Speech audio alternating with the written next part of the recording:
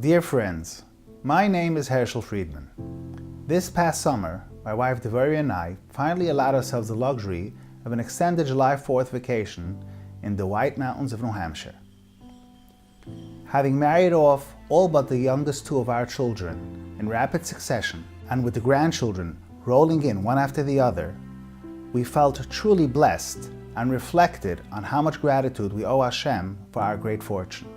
We drove home refreshed, enjoying and absorbing the rolling New England countryside in each other's company. After all, our youngest two, Shmuley and Shimmy, were safely ensconced in camp for the summer. Well, that's where this fairy tale ends. As we arrived home, our picturesque family life all but shattered, as we were informed that our family has just shrunk by one for good.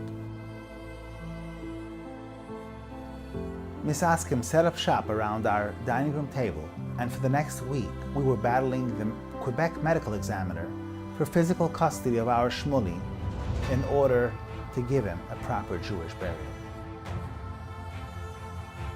Shmuley, who at the tender age of 14 sacrificed so much to advance in his Torah learning, the comfort and proximity of home in the yeshiva far away with no dorm and none of his old familiar friends, all of a sudden and without warning, passed away during a study session in a camp 500 miles from home, and we will never know why. He was healthy, tall and handsome, mature beyond his years, caring and sensitive to others, and loved and admired by all. Even the housekeeping staff at his new yeshiva marveled at his dignified mannerisms, pristine character, and his thirst for knowledge. He was a walking, talking Kiddush Hashem. During our very last conversation with Shmuley, he shared with us how he is so happy that he is doing so well in yeshiva and he is making such progress. His only concern, not to insult his peers who so badly wanted to be his study partners and his best friend. All that we now have left of Shmuley is fond memories, and as time passes, our grief is magnified with the realization that with no children of his own, Shmuley will be forgotten. One day, Devorah and I chanced upon a family with 3 children wearing hearing aids. An alarm went off in her mind. She turns to me and says, "Imagine the miserable dilemma that this couple faces. Not having more children for good, or rolling the dice with the chance that the future children will have similar disabilities." Fast forward 20 years, by the grace of Hashem, they have 1 or 2 healthy children. These children are now of marriageable age, but they have limited choices. Imagine the shame, the pain, the angst of these young adults, as nobody wants to marry them due to the fact that they are either afflicted or are carriers of genetic disease. Upon research and inquiry, Devorah found out that yes, with the advent of PGD technology, pre-implantation genetic diagnosis, it is entirely possible for such families to bear healthy children without the risk of spreading genetic mutations to the later children or future generations.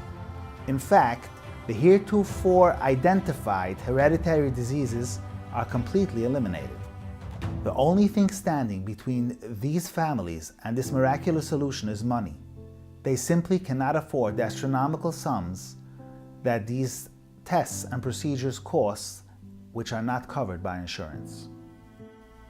After much introspection, Devorah and I have decided to undertake funding these tests for those in need. This would impact the lives of so many and serve as a perpetual legacy and everlasting memory of our Shmuley, who so loved children but will never have any of his own. Dear friends, asking people for money is the antithesis of our beings. So is true for Shmuley. He was a giver and not a taker. However, this project requires a communal effort, as we cannot possibly pull this off on our own. Please Open your hearts and give generously to those less fortunate, so that they can marry off their children with dignity, without fear of spreading and passing genetic disease, and help them make their family dynasties whole again. By generously contributing to the Yosef Shmuel Tikun Olam Fund, you will be doing just that. Rest assured that Shmuley, who couldn't retire for the night if he owed a friend a dime, will repay your contribution in his memory tenfold with heavenly advocacy on your behalf. Together, we will eradicate the stigma, pain, and shame of genetic disease, and there will be a true Tikun Olam. Thank you.